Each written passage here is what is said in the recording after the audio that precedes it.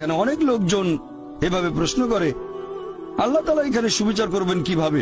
কেউ হয়তো জন্মায় গরিব পরিবারে, আবার কেউ জন্মায় ধনী পরিবারে, কেউ জন্মায় ভালো স্বাস্থ্য নিয়ে, কেউ জন্মায় অসুস্থ হয়ে। এটাই তো অবিচার। আল্লাহ তাআলা সুবিচার করেন না। তিনি এইসব আলাদা মানুষের জন্য আলাদা বিচার করবেন কিভাবে? আমরা জানি যে পার্থিব জীবনে আছে জন্ম আর মৃত্যু, বিভিন্ন অসুখ হতে পারে, কেউ গরিব কেউ ধনী, এই সবই আসলে পরীক্ষা।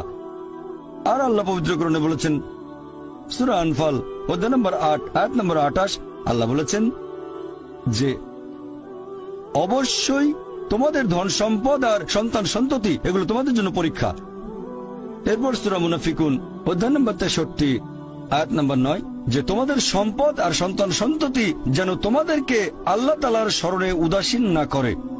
আল্লাহ তাআলা এক একজন মানুষকে এক একভাবে পরীক্ষা করেন। আপনি যদি কাউকে জিজ্ঞেস করেন যে ভালো কাজগুলো কি কি আর ভালো কাজগুলো কি, এ ব্যাপারে আস্তিক নাস্তিক সব ধরনের মানুষই তখন বলবে ভালো কাজ হচ্ছে দান করা, নিজে সন্তুষ্ট থাকা। কয়েকটা ভালো কাজের কথা বললে দান করার থাকবে।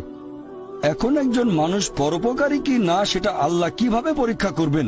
কিন্তু সবার সম্পদ যদি সমান থাকে, পরীক্ষার ব্যাপারটা তাহলে আসবে কিভাবে? পরীক্ষা তখনই নেওয়া যাবে যখন